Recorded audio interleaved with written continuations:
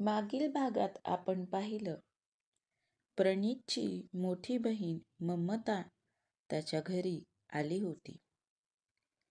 तिनं नोकरीवरून प्रणीतला प्रश्न विचारला आणि घरात पुन्हा वादाला सुरुवात झाली. थोड्या वेळानं ममता तिच्या घरी निघून गेली, पण लीलाबाई आणि प्रणीत यांच्यातले वाद सुरूच होते. पाहूया पुढे दुसऱ्याची बायको भाग 6. घरात लीलाबाई आणि प्रणीत यांच्यात चांगलीच जुंपली होती. जसं काही मी मुद्दामच नोकरी करत नाहीये, हो ना? आता परवा इंटरव्ह्यू द्यायला गेलो होतो. इंटरव्ह्यूही चांगला झाला होता. असं वाटलं त्यांचा कॉल येईल, मेल येईल, पण काहीच नाही आलं. मी काय करू मग? खोटं वाटतंय ना तुला? थांब, तुला माझा मेल ID दाखवतो. प्रणीत त्रागा करत होता. त्यानं रागातच कॉम्प्युटर सुरू केला आणि स्वतःचा मेल ID उघडला. इनबॉक्समधला मेल बघून प्रणीत जागचा उडालाच. मला काय कळतात त्या डब्यातले दगडं? एवढं इंग्रजी लिहिता वाचता आलं असतं तर मी पण नोकरी केली असती ना. 4 पैशासाठी तुझ्या बापाच्या हाताकडं आणि तुझ्या हाताकडं बघायची गरज नसती ना मग मला पण. लीलाबाई बडबड करत होत्या.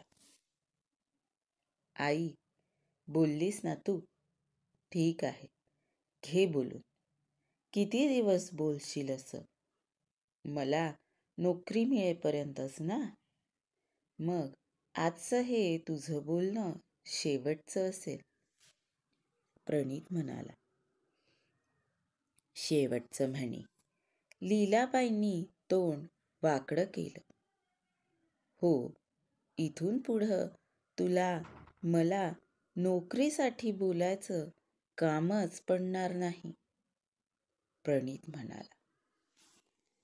जरा धड काही समजेल असं तरी बोल, लीलाबाई म्हणाल्या. अगं आहेस कुठं? मला नोकरी लागली. अगं शुक्रवारीच मेल येऊन पडलाय आणि मी पाहिलंच नाही. उद्यापासून ऑफिस जॉईन करायचंय. प्रणीतनं लीलाबाईंना आनंदानं सांगितलं. वा वा वा वा, बघितलंस माझ्या ममूचा पायगुण? आणि तिच्या सासरच्यांना तीच अपशकुनी वाटते, लीलाबाई म्हणाले. शुक्रवारी मेल आलाय म्हणतो ना तो, मग त्यात ममूच्या पायगुणाचा काय संबंध? शामराव म्हणाले. तुम्ही या घरातलेच आहात ना, की कुणी शत्रू आहात तेच कळत नाही. जेव्हा बघावं तेव्हा माझ्या सगळ्या गोष्टी खोडून काढता, लीलाबाई म्हणाल्या. त्यात काय गोष्ट खोडली? फक्त एवढंच म्हटलं की शुक्रवारी मेल आला होता. आता ह्या पोरानं आज पाहिला तर हा त्याचा दोष नाही का? ममूच्या पायगुणाचा संबंध इथं येतोच कुठं? शामराव म्हणाले.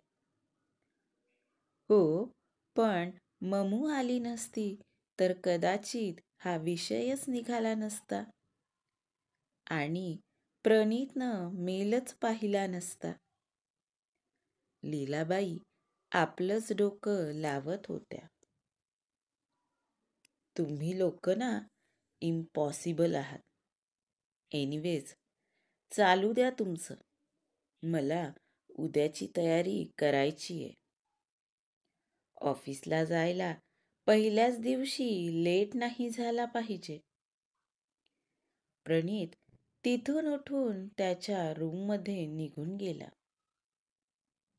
लीलाबाईंनी ही आनंदाची गोष्ट आपल्या दोन्ही लेकींना फोन करून कळवली. संध्याकाळी प्रणीत त्याच्या नेहमीच्या कट्ट्यावर गेला. प्रणीतचं मित्रमंडळ आधीच त्याची वाट बघत होतं. मंग्या, बघ, तुला म्हटलं होतं ना, मिळाली नोकरी. बरं झालं ना तुझ्या मागं त्या फडतूस गॅरेजवर आलो नाही ते. प्रणीतनं मित्रांना त्याच्या नोकरीची गोष्ट सांगितली. पण्या, आता ग्रँड पार्टी पाहिजे, सांगून ठेवतो, मंगेश म्हणाला. नक्कीच देईल, पण माझा पहिला पगार झाल्यावर. म्हणजे कुणाला पैसे मागायचं काम नाही आणि उधारी पण ठेवायचं काम नाही, प्रणीत म्हणाला. अरे चालेल की, आम्ही वाट बघू तुझ्या पगाराची, निलेश म्हणाला. येस निल्या, पहिला पगार झाला की तुम्हाला तर पार्टी देणारच, पण आधी डाऊन पेमेंट करून एक बाईक घेणार, मग नंतर EMI भरत बसेन, प्रणीत म्हणाला. अरे, अजून जॉईन व्हायचाच आहेस ऑफिसमध्ये आणि लगेच तुझी खर्चांची यादी तयारही झाली, मंगेश म्हणाला. बाईक तर पाहिजेच बॉस. कॉलेजमध्ये असताना कितीतरी पोरी फक्त माझ्याजवळ बाईक नाही म्हणून माझं स्टेटस डाऊन आहे असं समजायच्या. कॉलेजमधले पोरही ज्यांच्याकडं बाईक आहे तेही मग पाण्यात बघायचे. म्हणून बाईक तर हवीच, प्रणीत म्हणाला. खरंय पण्या, तू घेऊन टाक एक बाईक, निलेश म्हणाला.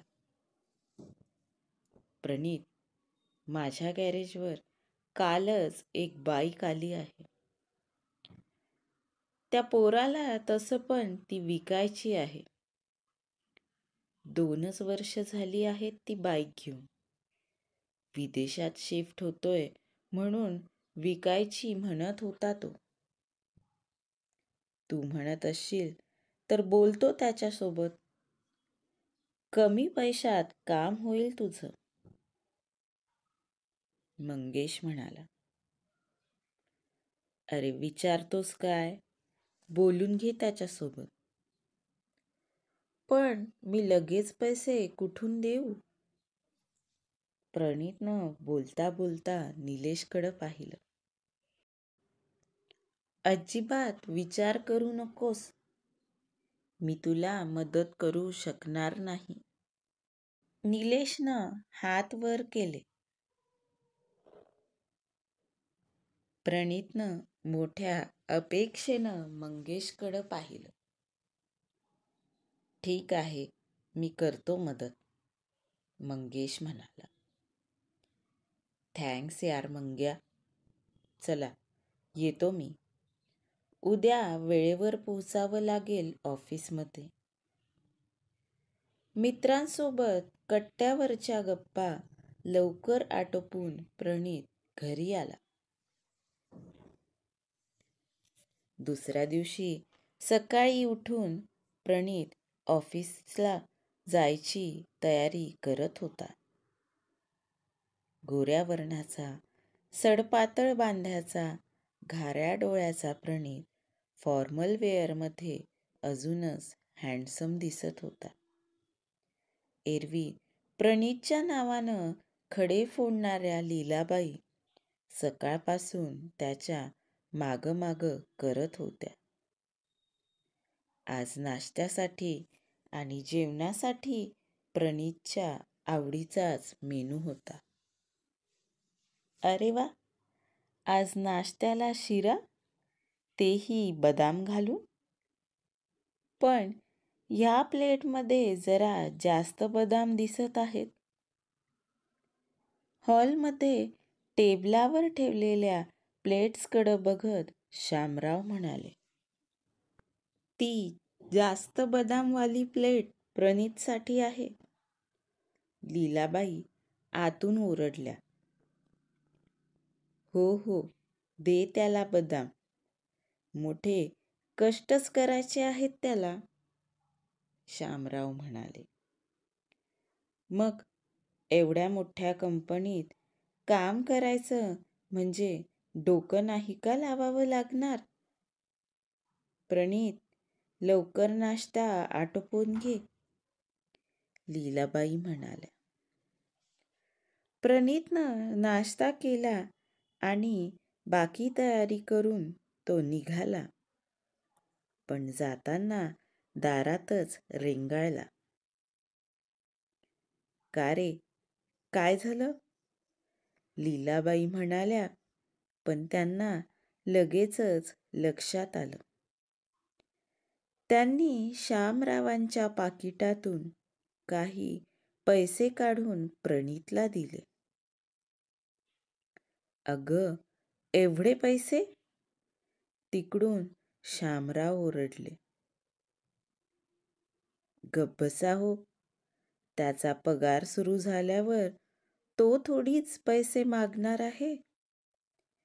एवढ्या मोठ्या ऑफिसात जायचं म्हणजे 4 पैसे खिशात असलेले काय वाईट आहे? राहू दे रे प्रणीत, ऑटो करून जा ऑफिसमध्ये. लीलाबाईंनी त्याच्या हातावर पैसे ठेवले. प्रणीत ऑफिससाठी निघून गेला. ऑटोपुरते पैसे दिले असते तर ते चाललं असतं, पण तू तर माझं पाकिटच रिकामं केलंस. शामराव लीलाबाईंना म्हणाले. हो मग, फरक आहे ना. तुम्ही सरकारी नोकर, तुमच्या डोक्यावर मरतुकडा फॅन फिरतो, आणि माझा लेक इंजिनियर, चांगल्या कंपनीत जॉबला लागलाय. मस्त एसीची हवा खाणार तो. तुमचा कटिंगचा चहा 5 रुपयात होतो. एवढ्या मोठ्या ऑफिसमध्ये तो काय कटिंगचा चहा घेणार आहे का? तो तर कॉफी घेईल. त्याच्यासोबत उठबस करणारे लोक असतील, त्यांना कॉफी पाजेल. मग पैसे नकोत का? लीलाबाई बडबड करत होत्या. त्यांच्या बोलण्याकडं दुर्लक्ष करत शामरावांनी स्वतःची तयारी केली आणि ऑफिसमध्ये निघूनही गेले. इकडं प्रणीत वेळेच्या आत ऑफिसमध्ये पोहोचला. चला, पहिल्याच दिवशी उशीर नाही झाला. हातावरच्या मनगटी घड्याळात बघत तो पुटपुटला. ऑफिसमधल्या हेल्प डेस्कवर जाऊन त्यानं जॉईनिंगबाबत चौकशी केली. पहिल्या मजल्यावर HR डिपार्टमेंट आहे. तिथं काही फॉर्मॅलिटीज पूर्ण कराव्या लागतील. पुढची सगळी माहिती तिथंच कळेल. हेल्प डेस्कवरून उत्तर आलं. HR डिपार्टमेंट म्हणजे जिथं इंटरव्ह्यू घेतला होता तेच. Yes, thanks. प्रणीत तिथून पहिल्या मजल्यावर गेला. HR डिपार्टमेंटच्या बाहेर एक चपराशी उभा होता. प्रणीतनं त्याला जॉईनिंगबद्दल विचारलं. 2 मिनिटं बसा, मी साहेबांना सांगून येतो, तो चपराशी म्हणाला आणि केबिनमध्ये निघून गेला. प्रणीत तिथल्या लॉबीमध्ये ठेवलेल्या खुर्चीवर बसला. थोड्याच वेळात तो चपराशी बाहेर आला आणि तिथून निघून गेला. आत जावं की बाहेरच थांबावं या विचारात प्रणीत तिथंच घुटमळला. एक्सक्यूज मी सर, आपणच मिस्टर प्रणीत ना? एक मंजूळ आवाज त्याच्या कानावर पडला. कसा वाटला आजचा भाग? काय म्हणता? तो मंजूळ आवाज कुणाचा असेल? ओळखू आलं का? पाहूया पुढच्या भागात. आजचा भाग कसा वाटला कमेंट करून नक्की सांगा. धन्यवाद.